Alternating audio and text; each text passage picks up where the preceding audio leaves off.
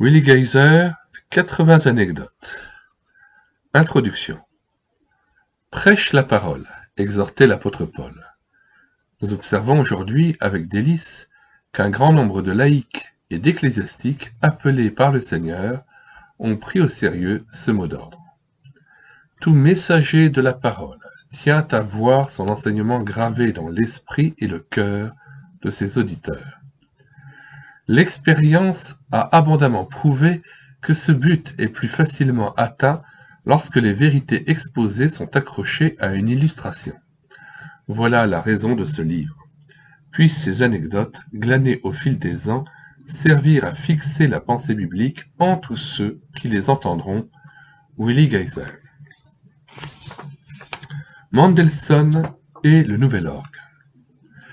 Le grand compositeur Félix Mendelssohn visitait un jour une cathédrale d'Allemagne dans le but d'examiner de plus près le nouvel orgue qu'on venait d'y installer. Il n'était qu'à ses débuts et, bien que sa musique fût déjà connue, lui-même ne l'était guère.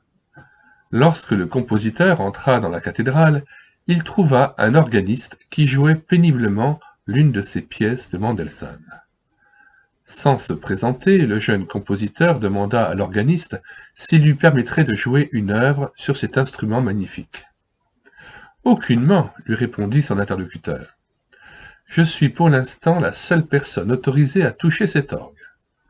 Mendelssohn insista pour obtenir la permission de jouer, mais l'organiste fut inflexible.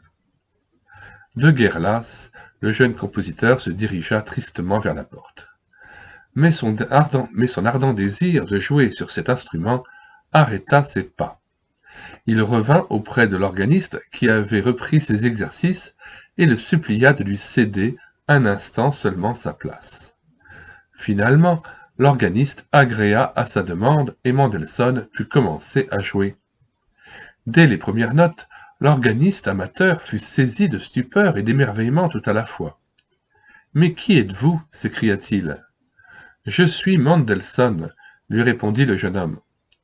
La confusion et la honte s'emparèrent de l'organiste qui n'avait pas voulu céder sa place au grand maître. Application. Avons-nous cédé la place au grand maître de notre vie qui voudrait l'employer comme instrument dans l'exécution d'une symphonie à sa gloire, ou préférons-nous jouer notre propre musique? Attention à la modernité. Tant que le bateau flotte sur la mer, a remarqué quelqu'un, tout va bien. Mais si la mer flotte dans le bateau, il y a grand problème. Il y a grand problème. Application. Il en va de même pour la vie chrétienne. Tant que notre barque flotte victorieusement sur les eaux de ce monde, tout va bien. Mais si nous laissons les eaux de la mondanité pénétrer notre vie, nous risquons de couler. Faisons donc tous nos efforts pour vider notre bateau de toute mondanité. Le lépreux moderne. Charles Gros, ouvrier dans une usine de produits chimiques, se trouvait en grande difficulté. Il avait travaillé plusieurs années dans cette entreprise, mais après être entré en contact avec des substances toxiques, il était tombé malade et dut abandonner son poste.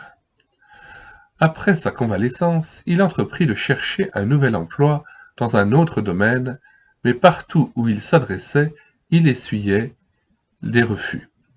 Personne ne voulait engager un homme intoxiqué. On le considérait, selon ses propres paroles, comme un lépreux. Application. Ils sont légion les gens qui œuvrent toute leur vie dans la sphère du péché sans jamais en sortir. Mais pour tous, et chacun vient le jour où le poison du péché aura fait son effet mortel. Beaucoup pensent qu'ils pourront alors sans difficulté s'adresser au ciel et qu'on les accueillera les bras ouverts. Mais on leur dira, comme à Charles Gros, « Vous êtes considérés comme lépreux, ne venez pas contaminer le ciel. » Le château d'Édimbourg. Dans l'histoire de l'Écosse, le vieux château qui domine la ville d'Édimbourg n'a été conquis qu'une seule fois. tant en raison de son site que de ses fortifications remarquables, ce château était réputé imprenable. Le jour où fut lancé l'assaut, les défenseurs s'étaient rassemblés du côté qui leur semblait plus vulnérable, jugeant que la falaise abrupte sur laquelle avait été érigé l'un des murs du bâtiment rendait impossible une attaque par ce côté.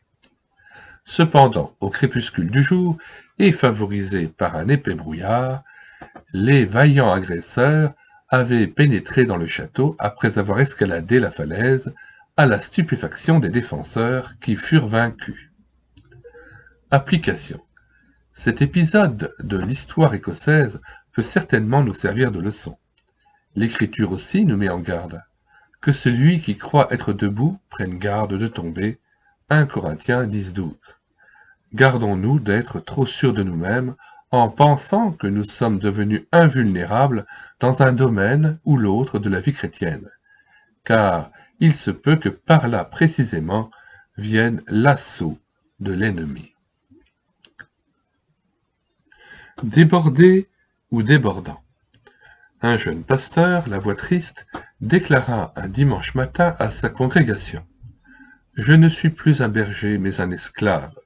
Je suis débordé par le travail de mon ministère. » Jamais le Seigneur n'a voulu que ses serviteurs soient dépassés par les événements en devenant esclaves de leur fonction. Il ne veut pas qu'ils soient débordés, mais débordants. Le dernier jour, le grand jour de la fête, Jésus, se tenant debout, s'écria : « Si quelqu'un a soif, qu'il vienne à moi et qu'il boive. Celui qui croit en moi, des fleuves d'eau vive couleront de son sein, comme dit l'Écriture. » Jean 7, 37 à 38. Application. Nous laissons si facilement les pressions de la vie, le travail, les préoccupations nous submerger au point que notre vie devient terne et notre ministère inefficace. Comment retrouver ces fleuves d'eau vive ? En suivant le conseil de Jésus, venez à l'écart dans un lieu désert, Marc 6, 31. Et là, dans l'intimité de Dieu, notre vie spirituelle refleurira, notre vision se clarifiera et notre ministère s'affermira.